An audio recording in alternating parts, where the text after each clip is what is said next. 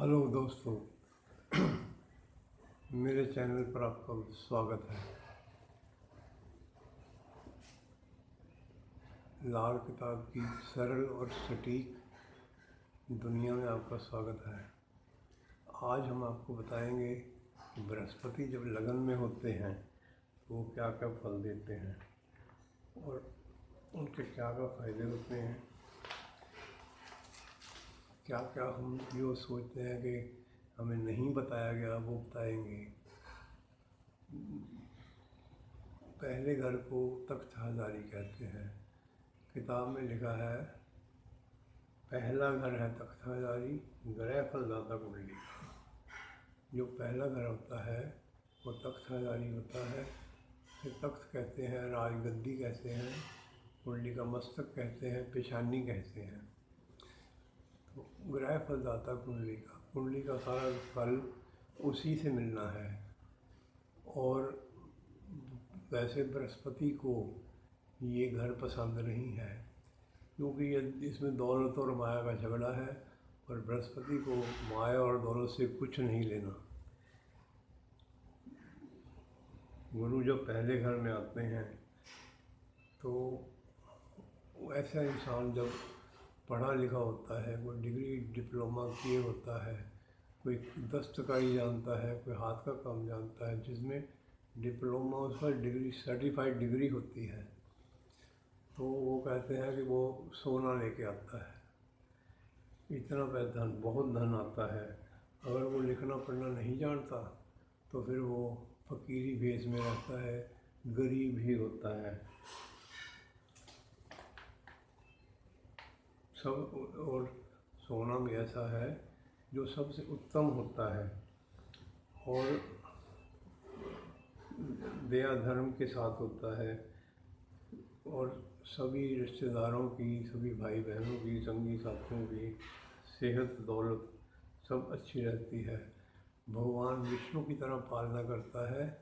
जैसे भगवान विष्णु के ऊपर नाग का छाया है ना, और नागबली का, तो वैसे मतलब भगवान विष्णु की तरह सारी दुनिया की पालना करता है। छोटी आयु से काम करना शुरू कर देता है।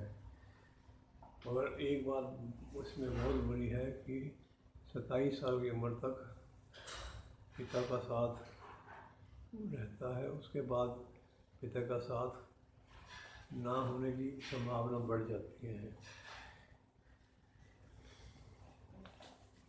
कमाई खुद करता है। जो इसकी माता होती है वो शिव जी की तरह होती है, भोली। शिव जी को भोलेनाथ कहते हैं ना, वो भोली भाली माता होती है, मगर वो इसकी पत्नी से डरती है।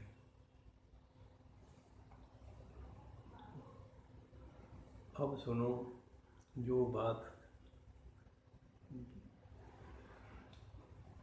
और बृहस्पति के जब लगन में होने के बाद अगर 5वें घर में जो होता है ना बृहस्पति, तो ये मंदा हो जाता है। मतलब अच्छे फल की बजाय बुरा फल देने लगता है जब अगर 5 में शनि आ जाए। अब मेन बात ये है कि जो बातें मैं आपको बताना चाहता हूँ वो अब सुनिए। वो कहते हैं शादी के दिन से बहुत ही उत्तम तरक्कियाँ होगी। तरक्की मतलब उसका शुक्र एक्टिवेट हो जाएगा। 7वां घर अगर खाली है तो वो जो कहते हैं ना कि हिलता डुलता सिंहासन होता है, वो सिंहासन पक्का हो जाएगा क्योंकि बृहस्पति एक्टिवेट हो जाएगा और उसको बहुत तरक्की होगी, बहुत पैसा उसके पास आएगा, बहुत कामकाज उसका बढ़ेगा। मगर पिता के लिए जो एक बात है कि वो कहते हैं कि पिता का साया सिर पर नहीं रहेगा।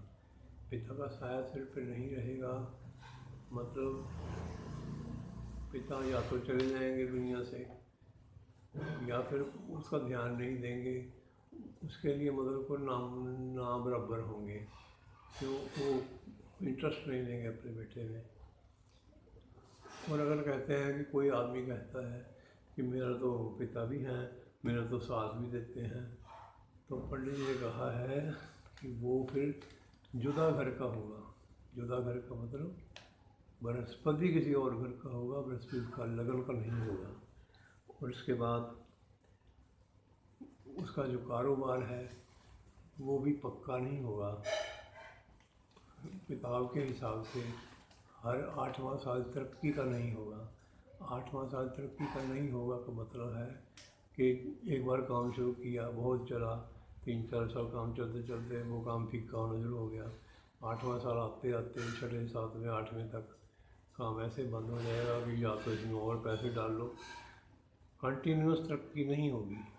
अगर कोई कहता है कि मेरे को तो ऐसा नहीं है और मेरे तो कंटिन्यूस तरक्की हो रही है, बृहस्पति भी उसका लगन में है, तो किसी बहुत ही बड़े संत महात्मा का, पहुँचे हुए साधु का या किसी पीर औलिया का उन पर वो आशीर्वाद चल रहा होगा, उनका वचन चल रहा होगा, अदरवाइज वो नहीं हो सकता। और दूसरी बात ये कि किसी का वचन चल रहा है, बृहस्पति लगन वाले में कुछ आदतें ऐसी होती हैं कि वो जल्दी से किसी को श्राप दे देना, किसी को बद्दुआ दे देना, किसी को बुरा भला कह देना कि ऐसा हो जाए, तेरे साथ ऐसा हो जाए।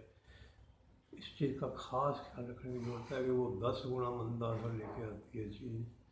फिर कोई वो आशीर्वाद काम नहीं करता, कोई वो अपना वो नहीं काम करता वचन।